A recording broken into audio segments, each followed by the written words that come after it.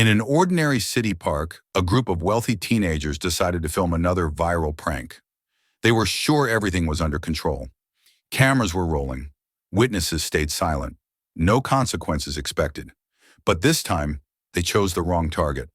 What started as entertainment for likes spiraled out of control in minutes and turned into a story that could no longer be stopped or erased. Watch until the end. You won't believe how it all unfolds. Write in the comments where you're watching from. Subscribe so you don't miss the next stories, and share this video. Some stories need to be seen.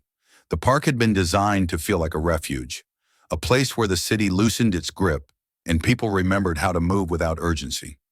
Wide paths curved gently between open lawns, their edges softened by rows of old trees whose branches filtered the midday sun into slow-moving patterns on the ground. Families spread blankets beneath the shade.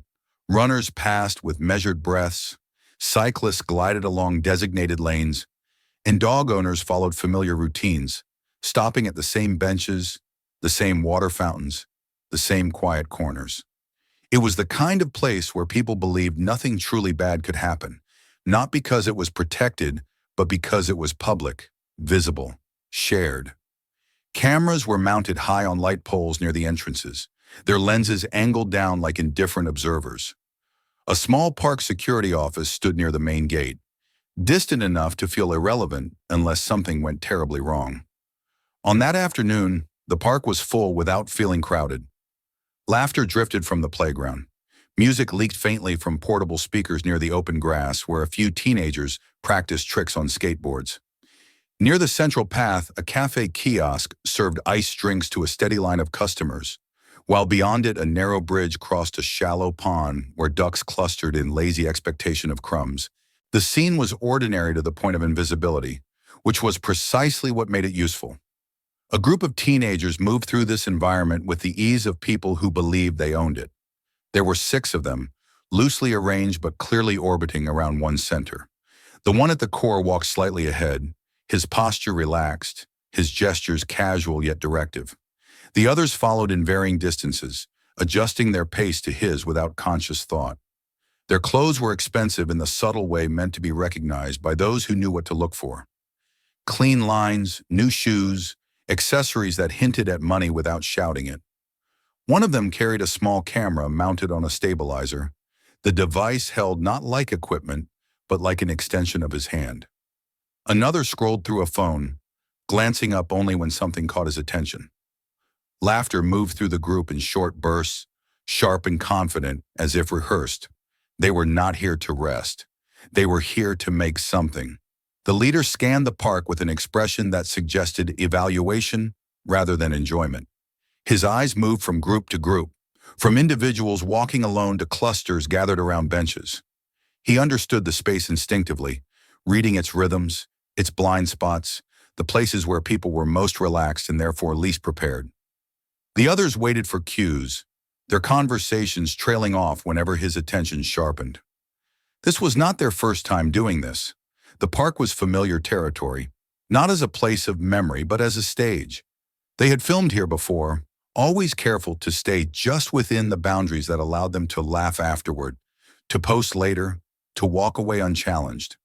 They had learned where security appeared slow, where people hesitated, where discomfort was tolerated long enough to be captured. They talked about reactions, about expressions, about moments that could be clipped and shared. The content mattered less than the effect. Fear, embarrassment, confusion, anything that could be framed as entertainment once separated from the person experiencing it. They moved with the assurance of people who had never been meaningfully stopped, who had learned early that consequences were negotiable, and that attention, even negative, could be turned into something useful. At the edge of the park, away from the denser flow of foot traffic, a woman entered through a side path that curved in from a residential street. She walked at an unhurried pace, her posture relaxed, her attention focused not on the crowd, but on the dog moving calmly beside her. The leash was held loosely, not because she was careless, but because she trusted the animal completely. The dog was older, its movements steady but unhurried, its focus fixed on scents that lingered on the grass and the base of trees. There was nothing remarkable about the pair at first glance. No display of status, No urgency, no performance. They blended into the park the way most people did, as background. The woman had come for the same reason she always did. The park was a place where the noise of the city softened, where routines felt simpler. Walking here had become a habit, one shaped by repetition and comfort. She knew which paths stayed cooler in the afternoon, which benches caught the breeze, which areas to avoid when the crowds grew too loud. The dog walked with familiarity, pausing where it always paused, adjusting to her pace without command. Their movements suggested an understanding built over time, quiet and unspoken.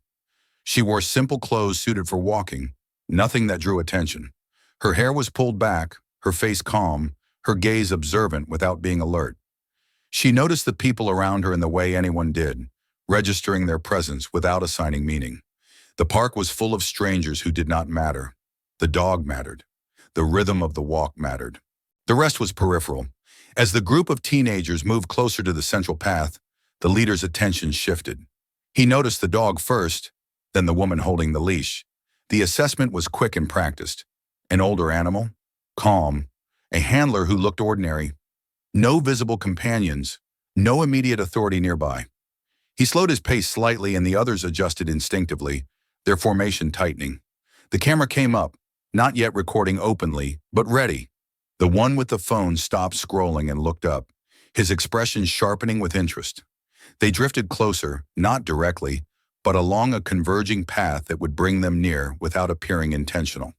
The leader watched the woman's body language, the way she held the leash, the way she guided the dog around other pedestrians. There was nothing defensive in her movements, nothing that suggested she expected trouble. That made it easier. People who expected nothing rarely saw anything coming. The park continued its ordinary life around them. A jogger passed, earbuds in place, unaware. A couple argued quietly near a bench, their voices low enough to blend into the background. Children laughed near the playground, their parents distracted. The cameras on the poles remained fixed, unblinking, capturing everything without judgment. The security office remained distant, its presence theoretical rather than immediate. The teenagers closed the distance. At first it was subtle. One of them stepped a little closer than necessary as they passed, his shoulder brushing the air near the dog. Another let out a short laugh, too loud to be accidental. The camera was raised slightly now, angled to catch the scene without drawing attention.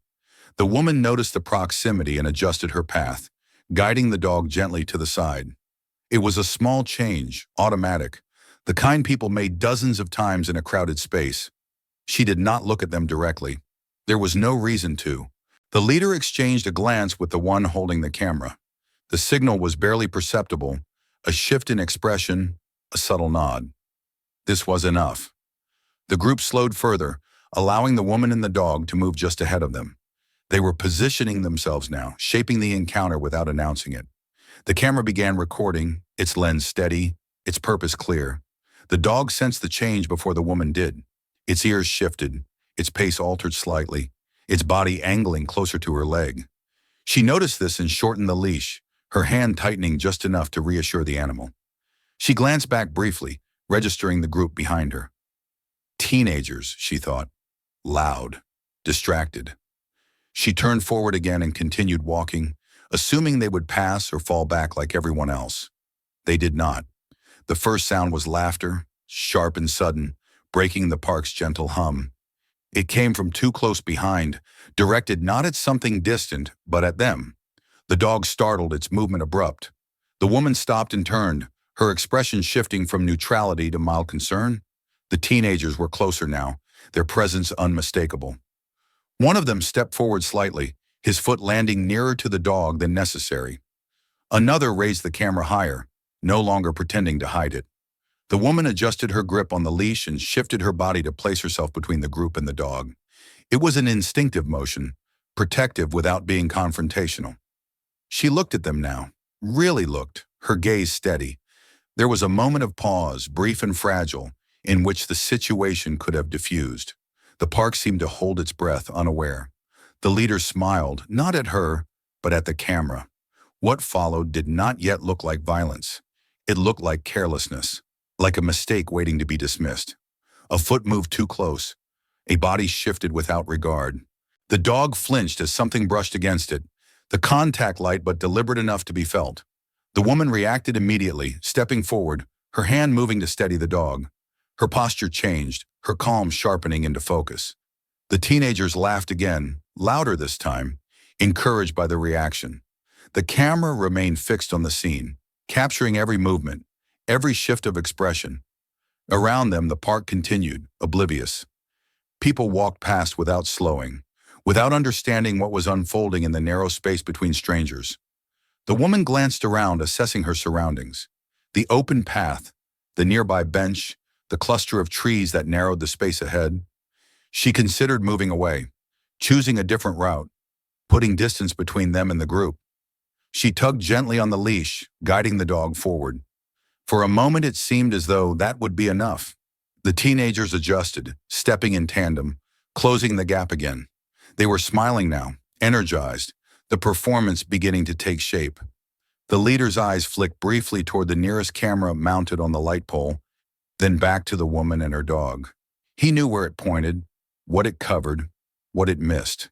He had learned these details over time, through repetition and confidence. The dog hesitated, its movements tense, its trust in the familiar rhythm of the walk disrupted.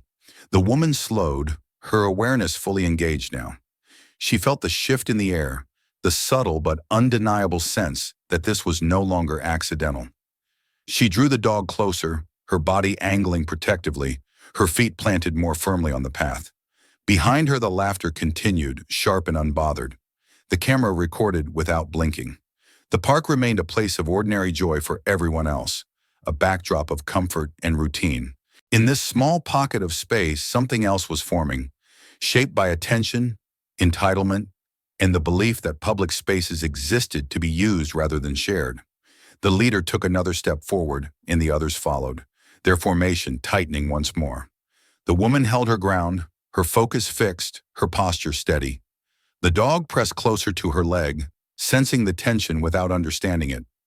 The first chapter of what would become something far larger was already underway. Unnoticed by most, unfolding in plain sight, carried forward by the simple and dangerous assumption that nothing here could truly go wrong. What had begun as an uncomfortable proximity hardened quickly into intention. The space around the woman and her dog no longer felt accidental or shared, but shaped, narrowed by bodies that adjusted themselves with purpose. The park's openness became irrelevant in that moment, its wide paths reduced to a corridor defined by where the teenagers chose to stand and how they moved. The laughter behind her no longer sounded careless.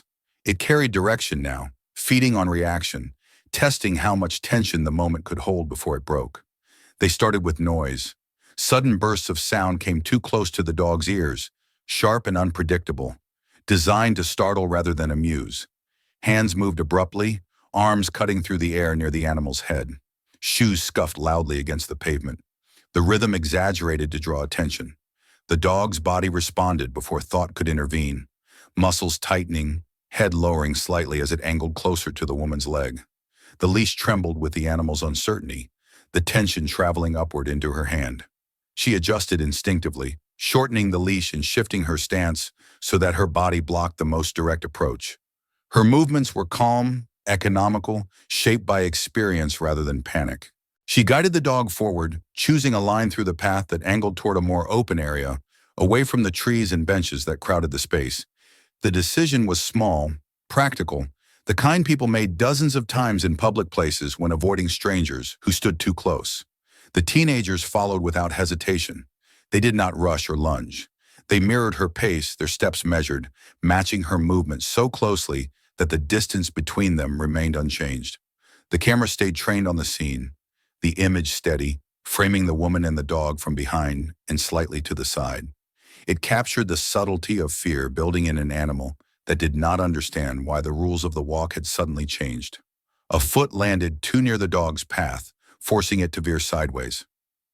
The contact was not yet overt, just close enough to be felt. The woman stopped, her hand tightening on the leash as she looked down to steady the animal. The pause gave the group exactly what they wanted. Their laughter spiked, sharper now, louder, feeding off the disruption they had caused. The camera moved closer, narrowing the frame, focusing on the dog's reaction. She tried again to move away, choosing a different angle, her eyes scanning for a clearer path. People passed at a distance, some glancing briefly before looking away, assuming the situation was nothing more than teenagers being loud. The park's natural rhythm continued around them, indifferent. The dog hesitated, its trust in the familiar cues shaken. It moved when she guided it, but the confidence that had marked its earlier steps was gone. The first physical contact came disguised as clumsiness. One of the teenagers stepped forward abruptly, his foot catching the dog's hind leg as if by mistake. The movement was quick, controlled enough to avoid drawing immediate outrage, but deliberate in its timing. The dog yelped softly and stumbled, its balance disrupted for just a second before it recovered. The sound cut through the laughter, thin and sharp, and the camera caught it cleanly. The woman reacted instantly, dropping into a partial crouch to check the dog, her hand moving over its side, her eyes scanning for signs of injury. Her face tightened, not in fear, but in focus. She straightened slowly, placing herself fully between the dog and the group, her body language unmistakable now. The leash was short, the dog pressed close behind her legs. The teenagers laughed again, louder, emboldened by the reaction. One of them mimicked surprise, spreading his hands as if to suggest nothing had happened. The leader's expression remained relaxed, almost bored, as though this were an expected stage of the performance. The camera lingered, capturing the woman's protective posture, the dog's unsettled movements. This was the footage they wanted, the escalation that made the moment interesting.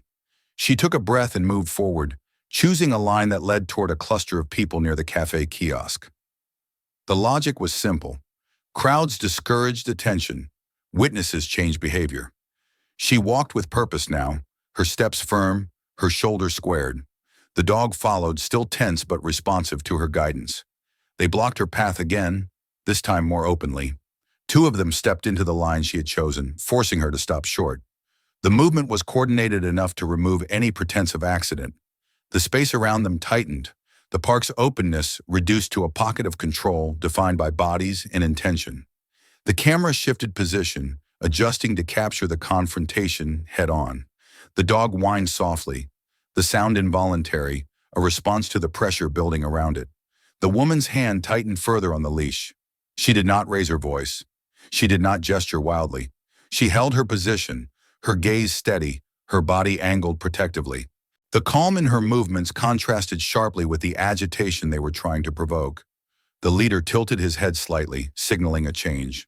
One of the others moved closer, his foot swinging deliberately this time. The kick was not powerful, not designed to cause immediate visible injury, but it was unmistakably intentional. It connected with the dog's side, enough to force the animal to the ground.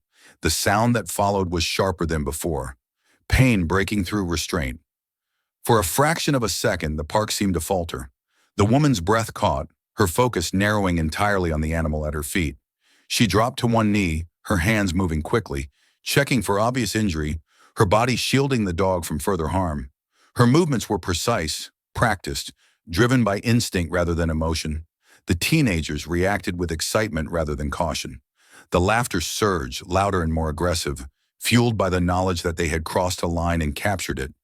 The camera closed in, framing the dog on the ground, the woman crouched protectively above it. This was the moment they believed would carry the video, the reaction they had been building toward. Around them, the park's indifference began to crack. A few people slowed, their attention drawn by the sound. Someone frowned, another stopped entirely, their expression uncertain. Phones came out, not yet raised high, but held ready. The shift was subtle but present, a change in the social air that the teenagers felt but chose to ignore. The woman stood slowly, lifting the dog just enough to reposition it behind her legs, pressing it gently against her calves. The animal trembled, its weight uneven, favoring one side. Her jaw tightened. She scanned the immediate area, assessing exits, distances, obstacles. The nearest open space lay just beyond the group blocking her path. To either side, benches and low shrubs narrowed movement. Behind her, the path she had come from offered no advantage. She took a step back, then another, attempting to widen the distance to create space. The teenagers adjusted again, maintaining pressure, closing the gap with practiced ease.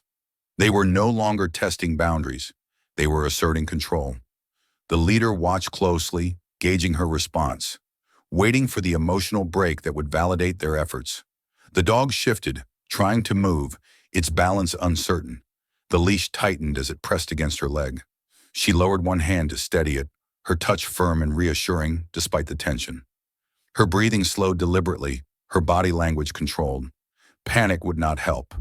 Panic would give them what they wanted. One of the teenagers leaned in closer, his presence intrusive, his shadow falling across the dog. Another raised the camera higher, angling for a clearer shot. The group's formation tightened, their movements synchronized by unspoken agreement. The space felt smaller, denser, the air charged with intention. She attempted once more to move toward the cafe area, her steps deliberate, her shoulders squared. The leader stepped directly into her path, stopping just close enough to force her to halt. The movement was unmistakable now, a direct challenge framed as confidence.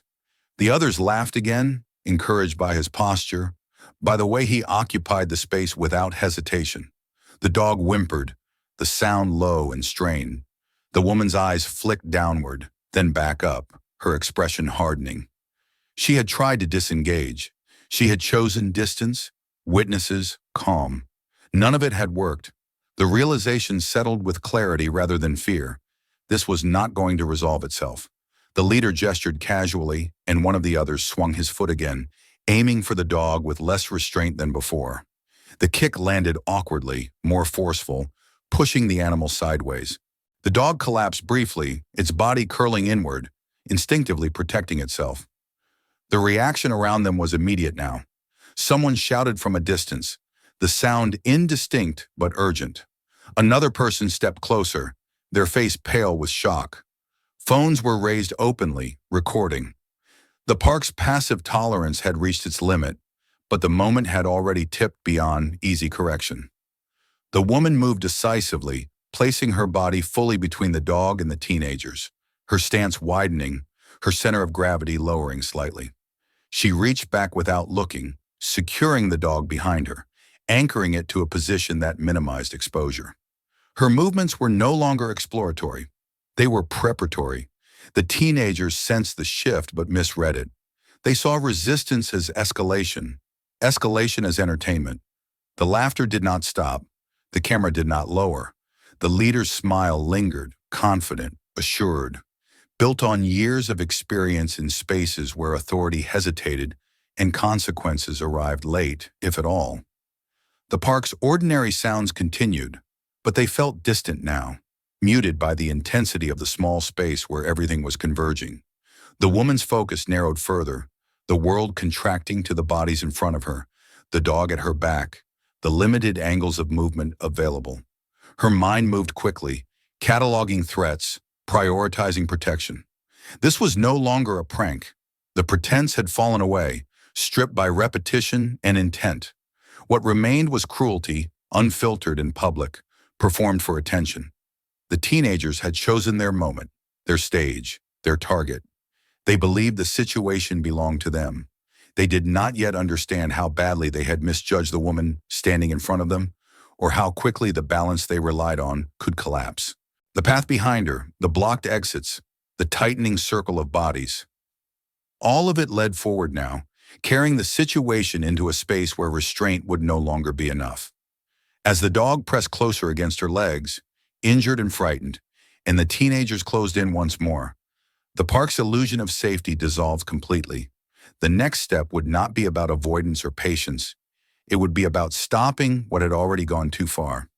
The shift was subtle at first, almost imperceptible to anyone not standing within the tightening space around them. The teenagers had achieved what they initially came for: a visible reaction, a fracture in the ordinary rhythm of the park, an animal reduced to fear.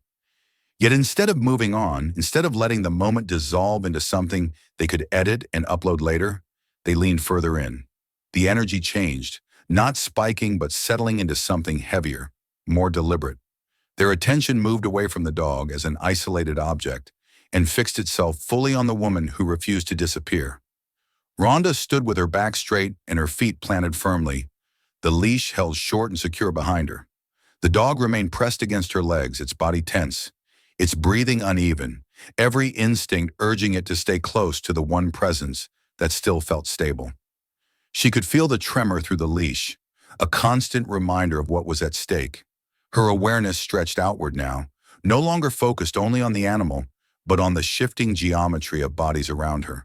The park had not emptied, but the immediate space felt strangely hollow, as if sound and movement were being absorbed by the tension gathering there. She made one more attempt to resolve the situation without escalation. Her posture remained controlled, her movements economical, designed to communicate boundaries rather than aggression. She adjusted her position slightly, angling her body to create a clearer barrier between the dog and the nearest teenager. The message was clear to anyone willing to read it. This needed to stop. It needed to stop now. The leader responded not with caution, but with interest. His expression sharpened, curiosity replacing amusement. He took a half step closer, closing the gap that she had tried to maintain. The camera followed, the lens narrowing its focus on her face, her hands the line of the leash drawn tight behind her legs. The device was no longer merely documenting. It was intruding, transforming her presence into content by sheer proximity. The others followed his lead. They did not rush. They did not shout. Instead, they circled slightly, shifting positions so that she was no longer facing a single direction, but multiple angles at once. It was not an obvious encirclement, nothing that could easily be pointed out to a passing stranger as threatening. It was subtle, practiced, designed to feel overwhelming without appearing overtly hostile. Their laughter changed tone. It lost its sharpness and became more performative, aimed outward rather than inward. They exaggerated their reactions, their gestures, their body language, as if aware now of an audience beyond the immediate space. Phones appeared in hands that had been empty moments before. Screens glowed, framing her from different perspectives. She was no longer just the woman with the dog. She was the subject. Rhonda felt the pressure build, not as panic, but as clarity. She had tried to disengage. She had attempted to create distance, to seek witnesses, to move towards safety. Each effort had been blocked or redirected. The situation had evolved beyond misunderstanding or misjudgment. This was a deliberate choice being made over and over again by people who believed they could dictate the outcome. One of the teenagers moved closer, stepping into her personal space without touching her. The intrusion was calculated, designed to provoke a response that could be captured and reframed. She did not flinch. She held her ground, her gaze steady, her breathing even. The lack of visible reaction seemed to frustrate them, fueling the next escalation. A shoulder brushed against her, not forceful enough to knock her off balance, but deliberate enough to register as contact. It was a test, a way to measure how far they could go without consequence. The dog reacted instantly, shifting its weight, pressing harder against her legs. Rhonda absorbed the contact without moving, her stance solid, her attention sharpening further. The camera closed in again, recording the moment from less than an arm's length away. The lens hovered near her face, intrusive and relentless. The teenager holding it adjusted the angle slightly, seeking a clearer shot of her expression, of any sign of anger or fear that could be amplified later. Around them, the park sounds continued, but they felt distant now, as if separated by glass. The leader watched closely, his body language relaxed, his hands loose at his sides. He had done this before, guided situations like this toward predictable outcomes. People usually reacted by retreating, raising their voices, drawing attention in ways that allowed him to frame them as unreasonable. This woman did none of those things. Her stillness unsettled him, not enough to deter him, but enough to push him to escalate further. The focus shifted back to the dog, deliberately and cruelly. One of the teenagers moved as if to step away, then suddenly swung his foot toward the animal again, more openly this time. The movement was fast, intended to provoke a sharp reaction from the woman rather than to cause lasting harm. It was an act of control, a reminder of who they believed held power in the situation. Rhonda reacted immediately, turning just enough to intercept the movement, her body blocking the dog from the worst of it. The contact was minimal, but the message was unmistakable. They were using the animal to control her. The realization settled heavily, cutting through any remaining uncertainty. This was no longer about attention or performance. It was about domination. The dog cried out softly, the sound strained and frightened, and the effect was immediate. Several people nearby turned fully now, their attention locked on the scene. Phones were raised openly. Someone moved closer, hesitation visible on their face. The teenagers noticed but did not retreat. If anything, the presence of witnesses emboldened them. An audience meant validation. Rhonda lowered one hand to steady the dog, her fingers firm and reassuring despite the chaos. She assessed the animal quickly, noting its posture, its breathing, the way it favored one side. There was pain there, but no visible injury severe enough to incapacitate it. That knowledge mattered. It informed what she could and could not risk next. She straightened slowly, placing herself fully between the dog and the group once more. Her shoulders squared, her stance widened slightly, her weight balanced and grounded. Anyone watching closely would have noticed the change, the subtle shift from avoidance to readiness. The teenagers, however, mistook it for defiance. They leaned in further. The leader stepped closer still, reducing the space between them to something intimate and oppressive. His presence was meant to intimidate, to force a reaction that could be framed as aggression. One of the others reached out, fingers brushing against her arm in a gesture that was neither accidental nor overt enough to be immediately condemned. It was a calculated violation, a way to assert control without crossing an obvious line. Rhonda did not pull away. She did not raise her hands. She remained still, her gaze unwavering, her attention split between the people in front of her and the animal behind her. She cataloged their positions, their movements, the distances between them. The park's layout, which had seemed irrelevant moments before, became suddenly important. The bench to her left, the open path to her right, partially blocked, the narrow strip of grass behind her, offering limited retreat. The teenagers mistook her stillness for hesitation. Their confidence grew, fueled by years of reinforcement in spaces where no one had stopped them before. They spoke over one another, gesturing, performing for the cameras, shaping a narrative in real time. In their minds, this was already a success. The woman would either explode or retreat, and either outcome would serve their purpose. Another deliberate movement toward the dog broke the fragile balance. A foot moved forward, not yet striking, but threatening enough to force a choice. The animal shifted again, its body tense, its trust entirely placed in the woman standing in front of it. Rhonda made her decision. She stepped forward, not aggressively, but decisively, closing the distance rather than yielding it. The movement surprised them, disrupting the rhythm they had established. For the first time since the encounter began, the teenagers hesitated. It was only a fraction of a second, but it was enough to change the dynamic. She held her position there, closer now, forcing them to confront her as a person rather than a prop. Her expression was calm, controlled, but unmistakably firm. The message was clear without a word being spoken. This would not continue. Not like this. The leader's smile faded slightly, replaced by something harder to read. He had expected resistance, but not this kind. He adjusted his stance, shifting his weight, recalibrating. The others watched him, waiting for the next signal, the next move that would define the moment. Around them, the park had fully noticed.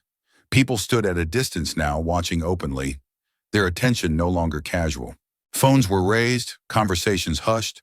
The space felt charged, every movement amplified by the knowledge that it was being seen, recorded, remembered. The teenagers had pushed the situation to a point where retreat would feel like defeat. They were no longer testing boundaries. They were crossing them one by one, confident that they could manage whatever came next. They did not yet understand that the woman they had chosen to provoke was not trapped by the situation, but assessing it. They believed the pressure they applied would force her to break or back down. They could not see that, beneath her controlled exterior, she was preparing to stop them entirely. The dog pressed closer against her legs, its weight grounding her, anchoring her focus. The circle tightened again, the space shrinking to a handful of steps in seconds. The next escalation would not be subtle. It would not be disguised as a mistake. The park held its breath, and the moment hovered on the edge of something irreversible. The space around Ronda compressed until it felt less like part of the park and more like a contained arena, defined not by fences or walls but by intention. The teenagers shifted again, their movements small but coordinated, each adjustment narrowing the path she could take. What had once been an open walkway now felt shaped, constrained by bodies that understood proximity as a tool. The ordinary sounds of the park faded into a distant blur, replaced by the quiet awareness of breath, movement, and balance. Rhonda stood with the dog positioned carefully behind her, its body pressed close to her calves, its weight uneven as it favored one side. She could feel its tension through the leash, the way it trembled not from panic alone, but from the confusion of a place that had suddenly become hostile. Her hand remained steady, the leash short, her posture grounded. She did not turn fully to check on the animal again, trusting her earlier assessment, trusting the position she had chosen to keep it as protected as possible. The teenagers formed a loose semicircle now, not tight enough to be obvious to someone passing at a glance, but close enough that retreat would require pushing through someone. The leader positioned himself slightly forward, just off-center, his presence anchoring the others. Two stood closer to Rhonda's left, near a bench that limited lateral movement. Another lingered to her right, closer to the open path, though his stance suggested readiness to block if she tried to move that way. Behind them, the camera remained raised, unwavering, its lens fixed on her face and upper body. Rhonda scanned the arrangement quickly, her mind mapping distances and angles. The bench to her left was solid and immovable, its metal frame a potential obstacle. The shrubs beyond it formed a low barrier that would slow movement but not stop it. The open path to her right offered space but was partially obstructed by one of the teenagers, his feet planted wide, his weight balanced as if anticipating contact. Behind her, the dog's presence eliminated any thought of rapid retreat. Any sudden movement risked exposing it. She made one last attempt to disengage, shifting her weight and stepping back toward the open path, her movement deliberate rather than hurried. The leader mirrored her immediately, stepping into the space she aimed for, his proximity unmistakable now. He did not touch her, but the distance between them closed to something invasive, a challenge framed as confidence. The others adjusted again, tightening the arc, ensuring she could not simply sidestep him. The dog shifted uneasily, the leash pulling slightly against her hand. Rhonda adjusted her grip without looking back, anchoring the animal more securely. Her breathing slowed, her focus narrowing. She had reached the edge of what avoidance could accomplish. Every attempt to create distance had been countered. Every signal to stop had been ignored or exploited. The realization was not sudden or emotional. It arrived as clarity. The leader leaned in closer, his presence filling her field of vision. The camera followed, closing the distance further, its lens intrusive, its purpose unmistakable. The others watched closely, their expressions expectant, waiting for the reaction they believed would justify everything that followed. Their confidence rested on the assumption that she would either retreat or lose control. A hand brushed her arm, fingers making brief, deliberate contact before pulling away. It was not enough to be framed as an accident, but subtle enough to invite doubt. The touch sent a clear message. They were no longer content to intimidate from a distance. They were asserting physical dominance, piece by piece. Rhonda did not recoil. She did not swat the hand away. She remained still, her gaze steady, her posture unchanged. The lack of visible reaction unsettled them more than any outburst could have. The leader's expression tightened, irritation flickering beneath his composure. He shifted his stance, adjusting his balance, recalibrating his approach. Behind her, the dog made a low, strained sound, its body pressing closer, seeking reassurance. Rhonda felt the vibration through her legs, grounding her further. She lowered her center of gravity slightly, a subtle adjustment that made her stance more stable. Anyone trained to read body language would have recognized the shift immediately. The teenagers did not. Another movement toward the dog followed, less restrained than before. A foot swung forward, not yet striking, but threatening enough to force a choice. Rhonda moved without hesitation, stepping into the space between the movement and the animal, her body intercepting the intent. The contact was minimal, but the boundary it crossed was absolute. The leader reacted instantly, stepping closer still, his chest nearly brushing her shoulder. The pressure was unmistakable now, the proximity aggressive. His voice rose slightly, his gestures sharper, his performance aimed not just at her, but at the audience gathering around them. Phones were raised openly now, faces tense with shock and curiosity. The park's passive tolerance had evaporated, replaced by a charged stillness. Ronda assessed the dog once more with a quick glance downward. It was still standing, still responsive, though clearly injured and frightened. That mattered. She needed it mobile enough to stay behind her, to avoid becoming entangled in what was about to happen. She shifted her foot subtly, creating a small pocket of space for the animal to remain sheltered. The leader made a sudden movement, stepping in closer, his shoulder colliding with hers more forcefully than before. This time, there was no pretense. The contact was deliberate, designed to provoke, to assert control. The impact was not enough to knock her off balance, but it was enough to remove any remaining ambiguity. In that moment, the situation crossed a clear line. The escalation was no longer about interpretation or perception. It was physical, direct, undeniable. Ronda felt the shift internally as well, a transition from restraint to necessity. She had given them every opportunity to stop. They had chosen not to. She moved with purpose, repositioning herself slightly to keep the dog fully behind her, her body angled to shield it, her feet planted firmly, her weight balanced, her hands relaxed but ready. The park around them seemed to recede entirely, reduced to a peripheral awareness of watchers and cameras.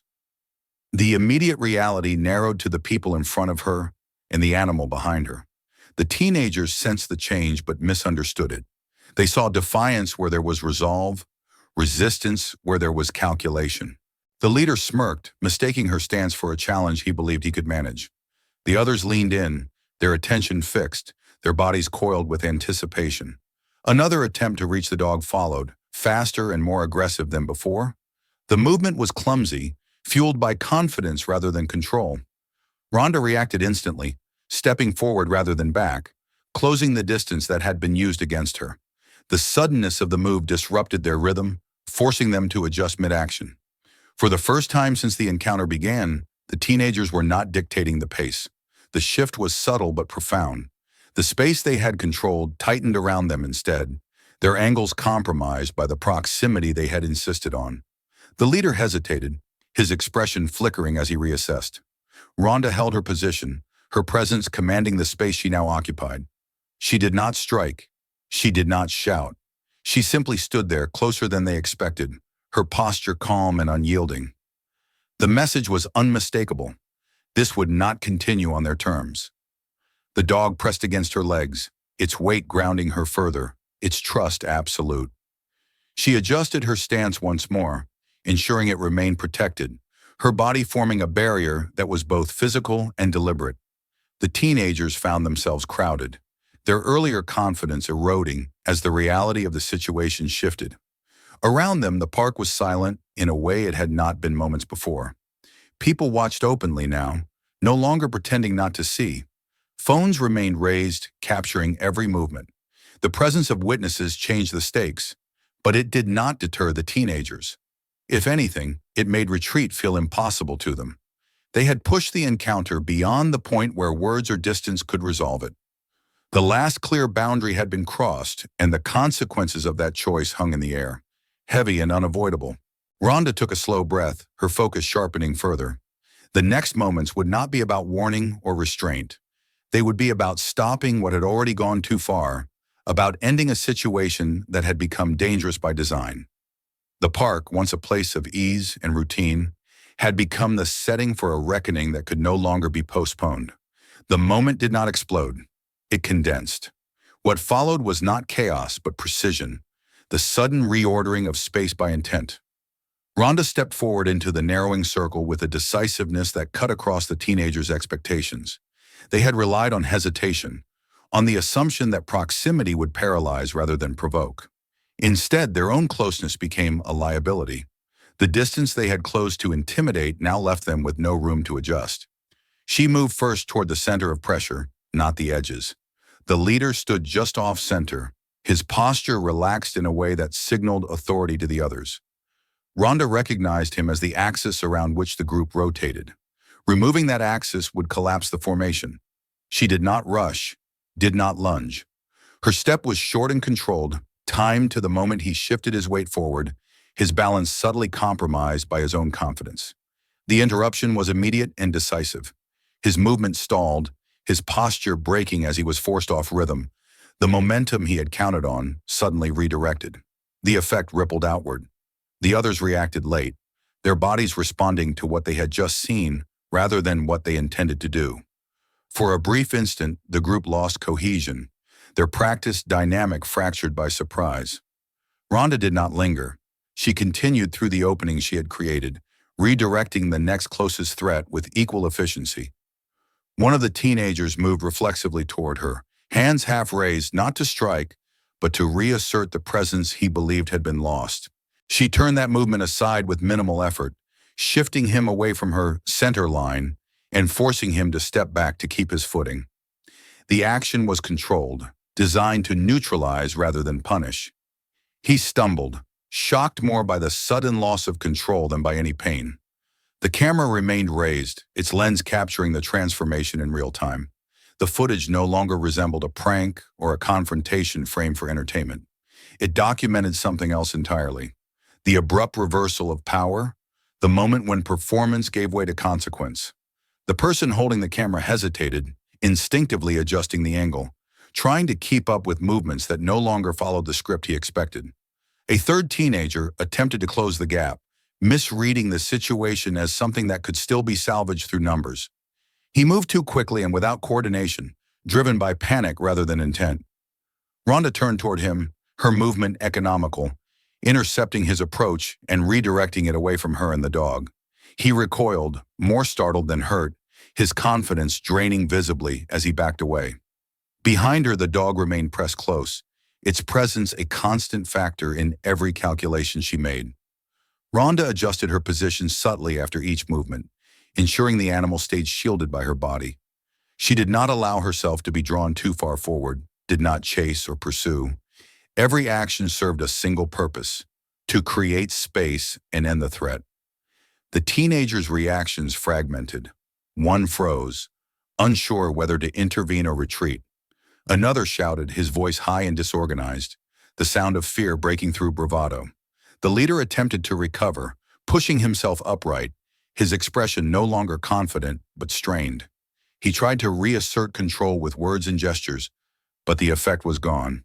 The authority he had relied on dissolved in the face of physical reality. Ronda's movements remained measured, almost calm. She did not escalate beyond what was necessary. Each engagement was brief, efficient, ending as soon as the immediate threat receded. The group's earlier confidence had depended on the assumption that she would either endure or explode. She did neither. She acted with restraint and clarity, dismantling their formation without excess. The crowd around them reacted in waves. Gasps rippled through the onlookers as the situation resolved itself far faster than anyone expected. Phones remained raised, recording from multiple angles now, the event unfolding in a way that defied the casual cruelty that had initiated it. The park's ambient noise returned in fragments, layered with murmurs and startled exclamations. One of the teenagers made a half-hearted attempt to re-enter the space, only to stop short when Ronda turned her attention toward him. The look was not threatening, but unmistakably final. He stepped back immediately, his resolve evaporating. The group's cohesion had shattered completely. They were no longer acting together, no longer reinforcing one another. They were individuals confronted with consequences they had not prepared for. Ronda shifted her focus briefly to the camera operator, whose hands trembled slightly as he tried to keep the device steady. She did not reach for it, did not attempt to stop the recording. She knew better than to interfere. The footage mattered now. It had become evidence, not entertainment. The operator hesitated, then lowered the camera a fraction, uncertainty replacing earlier enthusiasm. The leader retreated another step, his movements cautious, his earlier swagger gone. He glanced around, taking in the watching faces, the raised phones, the distance that had opened between him and his friends. The realization hit him slowly and then all at once. The situation was no longer under his control. It never had been. Rhonda used the space she had created to reposition fully, ensuring the dog remained protected. She lowered herself slightly, her hands steady on the leash, her body angled to block any sudden movement toward the animal. The dog responded, pressing closer, its trembling easing just enough to suggest it recognized the change. The immediate danger had passed, though the stress lingered. She did not pursue the teenagers as they backed away. She did not raise her voice or gesture dramatically. Her presence alone was enough to hold the space. The message was clear and required no explanation. This was over. The teenagers continued to retreat, their movements awkward, their earlier laughter replaced by hurried whispers and fragmented attempts to save face. One turned and fled outright, weaving through the onlookers without looking back. Another followed, glancing over his shoulder with wide eyes. The rest lingered just long enough to gather themselves before stepping away, their formation irretrievably broken. The leader was the last to retreat. He hesitated, his pride warring with his instinct for self-preservation. When he finally stepped back, it was with visible reluctance, his gaze fixed on Rhonda as if searching for some final validation of the story he would later tell himself. He found none. She did not watch him leave. Her attention had already shifted back to the dog. As the distance between them widened, the tension in the immediate space began to dissipate. The park's ordinary life crept back in cautiously, like a tide returning after a sudden disruption. People spoke in low voices, comparing what they had seen, replaying it in their minds. Phones remained raised, fingers moving as videos were saved, shared, backed up. Rhonda knelt beside the dog, her movements gentle now, the urgency replaced by care. She checked its posture, its breathing, the way it responded to her touch. There was pain clearly, and shock, but nothing that suggested immediate danger. The animal leaned into her, seeking reassurance, its trust unbroken despite what had just occurred. She rose slowly, keeping the dog close, her awareness still broad but no longer razor-focused. The adrenaline receded gradually, leaving clarity in its wake. She scanned the area once more, confirming that the teenagers were gone, that the immediate threat had ended. Satisfied, she allowed herself a deeper breath. Around her, the park resumed its rhythm, altered but intact. People began to move again, conversations resuming, though the energy remained charged. Some approached cautiously, their expressions a mix of concern and awe. Others kept their distance, content to observe. The cameras on the poles continued their silent recording, indifferent witnesses to what had transpired. The footage captured that afternoon would later be examined frame by frame, debated and dissected. But in that moment, what mattered was simpler. The cruelty had been stopped. The threat had been neutralized. The dog was safe. Rhonda remained where she was, not fleeing, not seeking validation. She waited, understanding that the situation was not finished, only transformed. The consequences would follow, carried forward by the very devices the teenagers had relied on. The park had witnessed something real, something unscripted, and it would not be easily forgotten. As the last echoes of the confrontation faded, the balance of the space shifted permanently. What had been intended as a spectacle had become a lesson, recorded from every angle, impossible to erase. The teenagers had sought control and attention. What they had found instead was exposure. Rhonda stood quietly with the dog at her side, the leash steady in her hand, the world slowly widening again around them. The reckoning had begun, and it would not end here. The immediate danger had passed, but the space where it had unfolded did not return to normal all at once. It changed character instead, becoming heavier, more deliberate, as if the air itself were waiting to see what would happen next. The teenagers had retreated, some disappearing entirely into the paths that led away from the central area, others lingering at a distance with uncertain posture and fractured confidence. The laughter that had fueled them earlier was gone, replaced by hurried whispers and defensive gestures. What remained was the evidence of what they had done, suspended in dozens of raised phones and the silent record of the park's cameras. Rhonda stayed where she was. She did not pursue them, did not call after them, did not attempt to control the narrative unfolding around her. She knelt beside the dog again, her movements careful and focused, her attention returning fully to the animal now that the immediate threat had been neutralized. The dog leaned into her touch, still trembling but responsive, its breathing gradually evening out as it recognized that the pressure had lifted. She ran her hands along its side and legs, checking for signs of injury, noting the stiffness, the flinch at certain points, the way it favored one leg when shifting its weight. Around them, people gathered cautiously. Some stood at a respectful distance, their expressions marked by concern and disbelief. Others moved closer, drawn by the instinct to help now that it felt safer to do so. A few spoke quietly to one another, replaying what they had seen, comparing perspectives. Phones remained raised, not in excitement now, but in preservation. Fingers tapping screens to save recordings, to send copies to ensure that what had happened would not vanish with time or pressure. The teenagers who remained within sight began to change their approach. The bravado that had defined their movements earlier gave way to frantic attempts at control. One clutched his arm dramatically, exaggerating discomfort, his expression twisted into something meant to signal victimhood rather than guilt.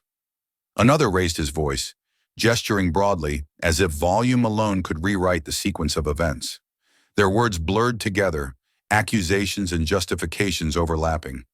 None of them aligned with what the surrounding crowd had witnessed. Ronda did not engage with them. She rose slowly, keeping the dog close, and turned slightly so that her body still formed a barrier between the animal and the teenager's line of sight. Her expression remained calm, composed, unyielding.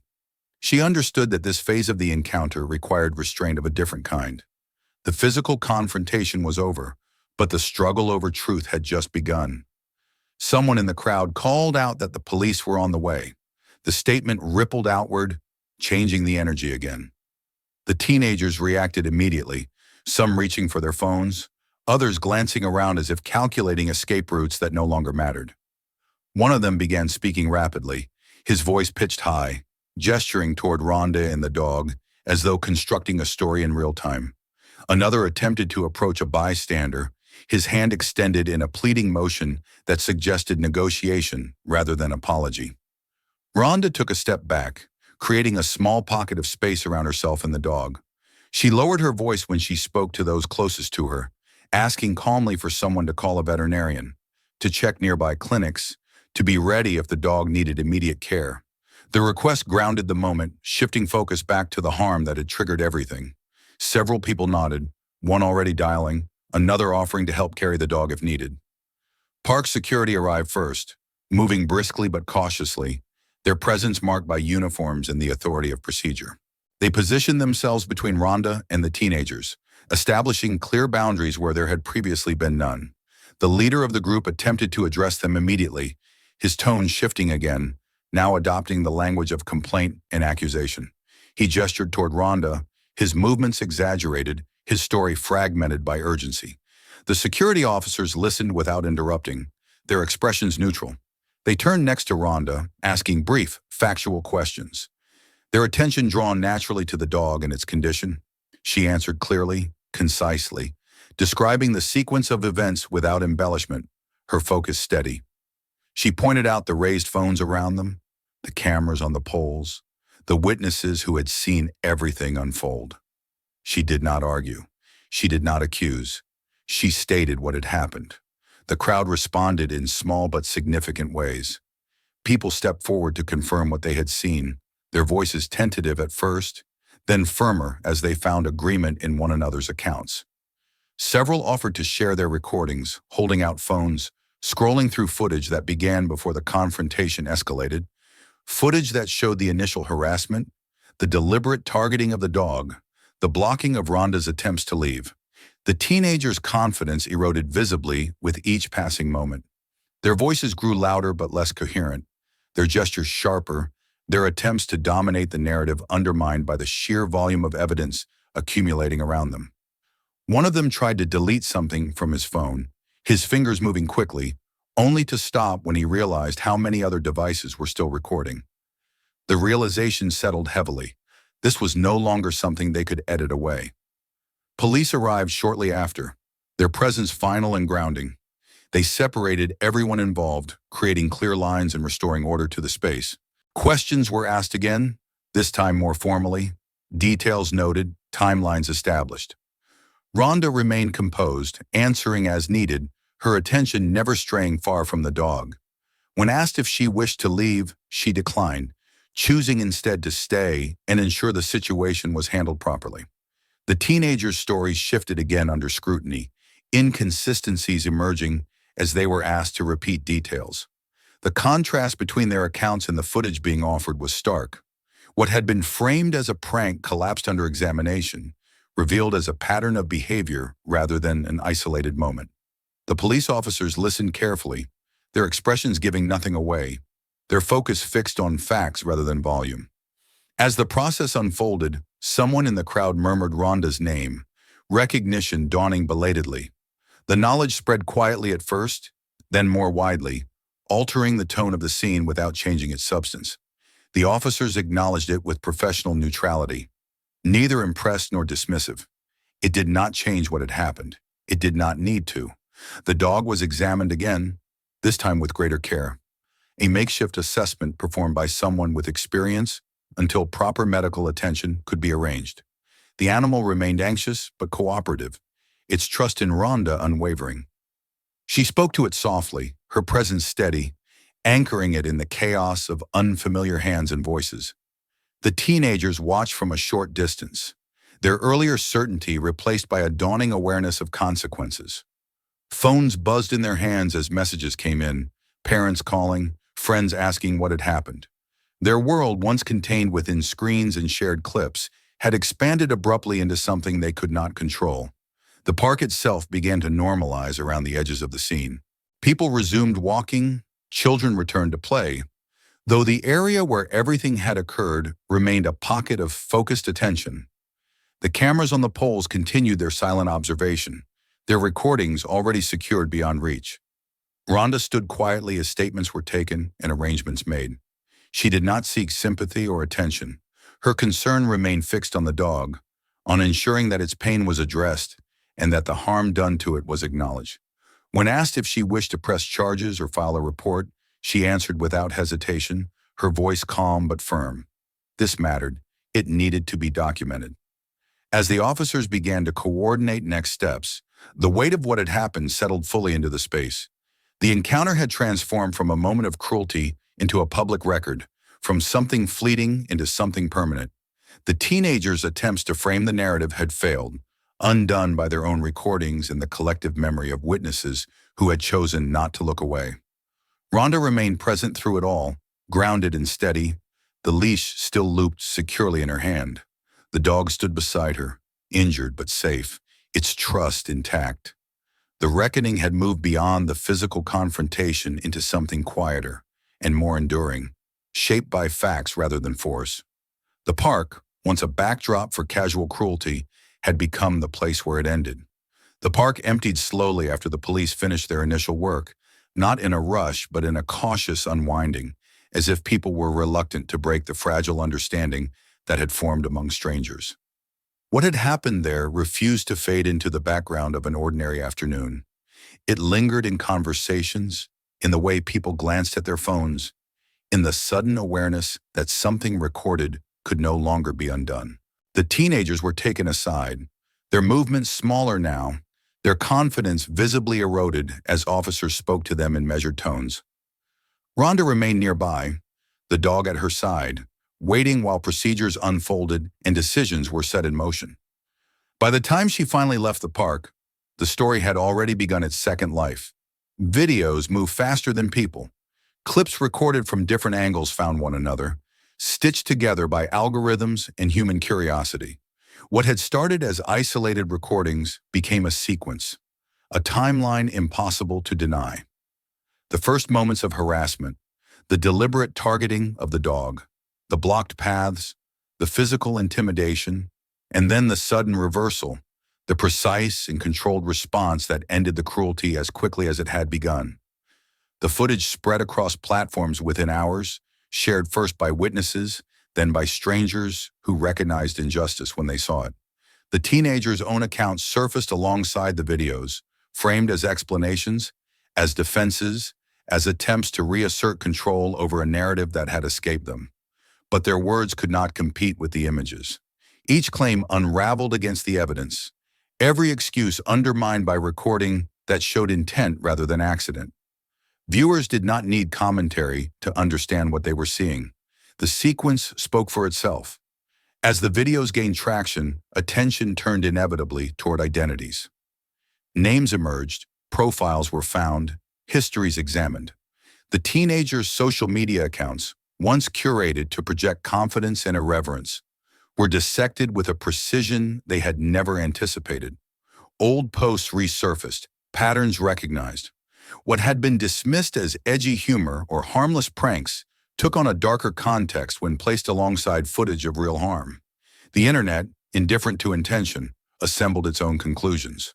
Parents responded quickly, some with statements crafted to minimize damage, others with silence that spoke volumes. Lawyers were consulted. Requests were made for videos to be taken down, accounts to be flagged, content to be removed. The effort was frantic and uneven, a scramble against a tide that could not be reversed. Copies multiplied faster than deletions, mirrors appearing wherever one version vanished. The internet had already decided that this was something to remember. News outlets picked up the story, drawn by its clarity and its resonance. Reports focused on the cruelty toward the dog, on the escalation, on the public nature of the confrontation. Experts weighed in, discussing accountability, the culture of viral content, the thin line between performance and harm. Each analysis added another layer to a narrative that no longer belonged to those who had initiated it. Through it all, Ronda remained largely absent from the noise. She did not offer interviews immediately, did not issue statements crafted for attention. Her focus stayed where it had been from the beginning. The dog received veterinary care that evening, examinations confirming injuries consistent with blunt force and stress. Treatment began at once. Pain managed, recovery outlined. The animal rested, wary but responsive, its trust unbroken despite what it had endured. When Ronda did speak, it was measured and brief. She did not frame herself as a hero, did not dwell on the confrontation.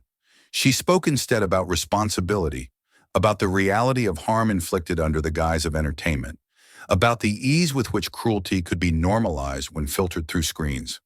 Her words carried weight precisely because they were restrained, grounded in fact rather than emotion. The legal process moved more slowly, governed by timelines that did not bend to public outrage. Charges were considered, reports filed, evidence reviewed. The footage that had gone viral now served a different purpose, transformed from spectacle into documentation. The teenagers faced consequences that could not be negotiated away with influence or excuses. Their futures, once assumed to be secure, were suddenly uncertain, shaped by actions they had believed would vanish into a feed. Public reaction evolved as well. The initial shock gave way to reflection, conversations shifting toward accountability, and the responsibilities that accompanied visibility. People shared the videos not for entertainment, but as examples, reminders of how quickly situations could escalate and how necessary intervention could be. The park where it had happened became a reference point, mentioned in articles and discussions as the place where a line had been drawn. Ronda returned to the park weeks later, not for attention, but for routine. The paths were the same, the trees unchanged, the rhythm familiar. Some recognized her, offering quiet nods or words of support. Others did not, and that was fine. The dog walked more slowly now, still healing, but it walked with confidence, its steps measured, its presence steady. The park resumed its role as a place of ordinary life, but it carried a memory that would not fade easily. The teenagers, for their part, disappeared from public view, their accounts silent, their once loud presence reduced to footnotes in a larger story. Whether they learned from what had happened remained uncertain, but the record of their actions would follow them, immutable and unfiltered.